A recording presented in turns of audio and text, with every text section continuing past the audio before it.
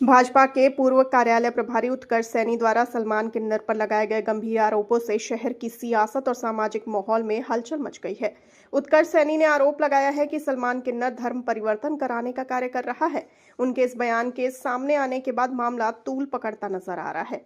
वहीं उत्कर्ष सैनी के आरोपों पर सलमान किन्नर ने कड़ा प्रतिवाद किया है। सलमान किन्नर ने सभी आरोपों को पूरी तरह निराधार और झूठा बताते हुए साक्ष्यों के साथ वाराणसी पुलिस कमिश्नर को ज्ञापन सौंपा है।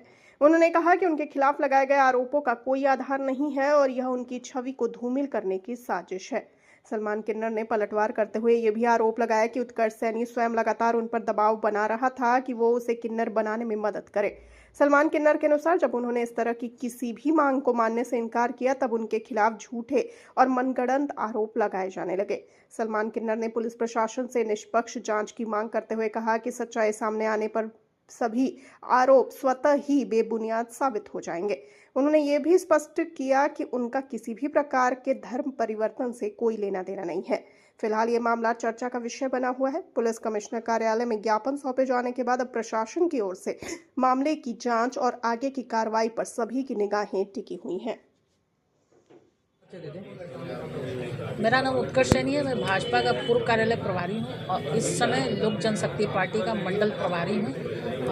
386 विधानसभा से मैं विधायकी का चुनाव लड़ने वाला हूँ 2027 में। मामला यह है कि जिहाद का मामला है। सलमा कुरैशी जो अपने आप को सलमान चौधरी बताता है पूरा सलमा कुरैशी मुसलमान है। लोगों को जिहाद के मामले में फंसाता है। जो लड़का है उसको किन्नर बताता है, किन्नर बनाता है।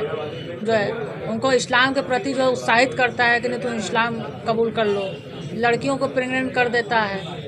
जो ये सारी मामला चल रही हैं और शासन प्रशासन से हमारी यही मांग है, यही निवेदन है कि आज हमने डीआईजी साहब के दिया है। उन्होंने बोला कि बहुत जल्द इस पर कार्रवाई भी होगी और वो जेल में भी जाएगा।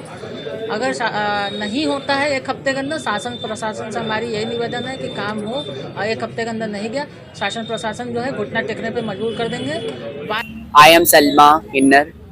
सलमान जी, आपके ऊपर आरोप लगा है धर्म परिवर्तन का, क्या कहेंगे? देखिए, एक तो मैं तो खुद ही एक सनातन को मानती हूँ, सनातन के साथ चलती हूँ।